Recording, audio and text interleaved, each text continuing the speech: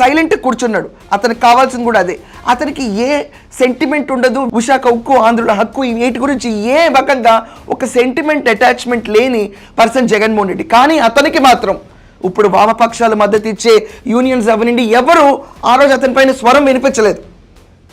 కనీసం నిర్లక్ష్య ధోరణిలో ఉన్న జగన్మోహన్ రెడ్డిని ఎవరు పట్టించుకోలేదు. కానీ నారా లోకేష్ మాత్రం ఇక్కడ సీరియస్గా అందుకే ఇంతమంది చచ్చారా అన్న వర్డ్ తీసుకొచ్చారు. కూటమి ప్రభుత్వం ఎన్నికలకు వెళ్లే ముందు విశాఖ స్టీల్ ప్లాంట్ని ప్రైవేటీకరణ మేము చేయము, దాన్ని ఆపుతాం అన్న ప్రామిస్తో ఎన్నికలకు వెళ్ళారు. అదే రీతిలో మనం చూసుకుంటే వాళ్ళు ప్రైవేటీకరణ కానివ్వకపోగా 11,440 కోట్లు వాళ్ళు ప్యాకేజ్ తెచ్చారు. దీనికి 3 బ్లాస్ట్ ఫర్నేస్లు పునర్ప్రారంభించి సామర్థ్యం పెంచడానికి ఈరోజు ఎంతో తోడ్పడింది.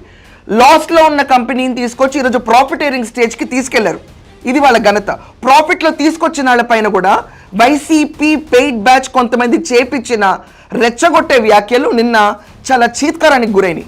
కానీ వైసీపీ వాళ్ళు అఫీషియల్ ట్విట్టర్ అకౌంట్లో పోస్ట్ చేసే వీడియోస్ నారా లోకేష్ రెచ్చిపోతున్నాడు, అగ్రెసివ్గా మాట్లాడుతున్నాడు, ర్యాష్గా బిహేవ్ చేస్తున్నాడు అని చెప్పి మాట్లాడారు. కానీ అక్కడ వాళ్ళన్న మాటలు ఎవరూ హైలైట్ చేయలేదు.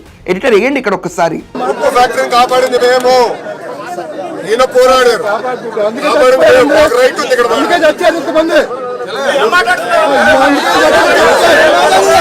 ఇప్పుడు 8,097 కోట్లకి మళ్ళీ వాళ్ళు అప్రూవల్కి వెళ్ళారు.